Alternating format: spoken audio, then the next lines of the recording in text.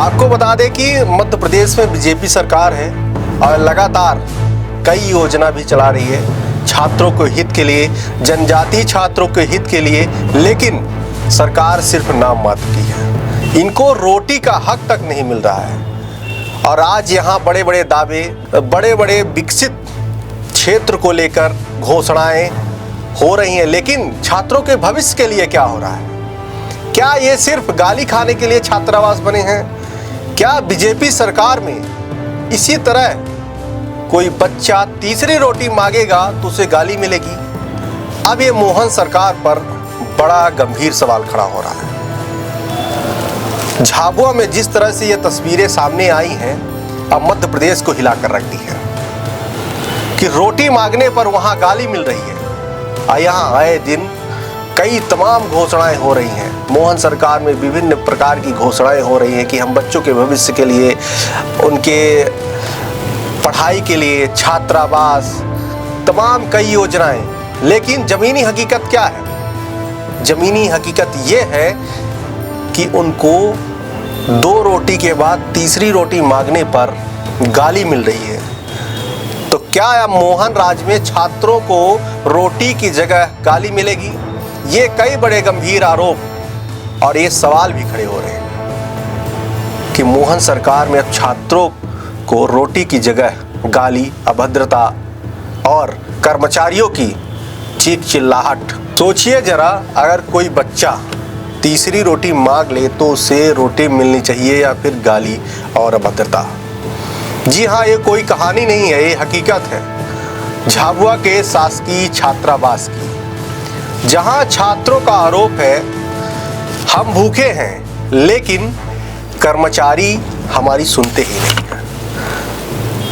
सुबह देते हैं सिर्फ 2 रोटी, शाम को 3 रोटी, अगर उससे ज़्यादा मांगे तो हम पर ही बरस पड़ते हैं और गाली देते हैं, साथ ही साथ अभद्रता करते हैं।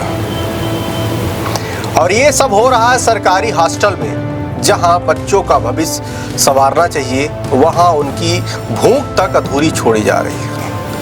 वहीं एक छात्र ने बताया कि साहब हमें रोटियां ही नहीं मिलती, अगर किसी को कम पड़ जाए तो हम अपनी आधी रोटी काट कर उसे खिलाते हैं। आरोप है कि मनोज सोलंकी, शांतिबाई गोहरी और रुकमणी कनेक ने न सिर्फ छात्रों से बदसलूकी करते हैं बल्कि अधीक्षक की बात तक नहीं मानते। हॉस्टल का हाल ये है, रसोई गंदी है, रोटियां कभी कच्ची हैं तो कभी अधजली हुई, दाल सब्जी बेस्वाद है और ऊपर से कर्मचारी की चीख चिल्लाहट, जिससे हॉस्टल में कोहराम सा मचा हुआ है। गुस्साए छात्रों ने मोर्चा खोल दिया है और सीधे वो जनजाति विभाग के दफ्तर पर पहुंचे। बच्चों ने गंभीर शिकायत की है और साथ ही साथ वहां से ये भी आश्वासन मिला है कि हम जांच करेंगे और 3 दिन में समाधान देंगे। आपको बता दें कि सहायक आयुक्त सुप्रिया बिसेन का बयान आया, लेकिन बड़ा सवाल यही है कि अब बच्चों को क्या पूरी थाली मिलेगी या नहीं, और सबसे अहम, क्या छात्रों को भूखे रहना पड़ेगा, उनकी भूख मिटेगी या रोटियों के लिए सिर्फ लड़ाई होगी? शिक्षा के मंदिर में भूख का श्राप कब टूटेगा? ये बड़ा गंभीर और दयनीय स्थिति में झाबुआ का हॉस्टल बताया जा रहा है कि वहाँ सिर्फ रोटी मांगने में उन्हें गाली मिलती है। सरकार की तमाम योजनाएं चल रहे हैं, फंड आ रहे हैं, उसके बावजूद भी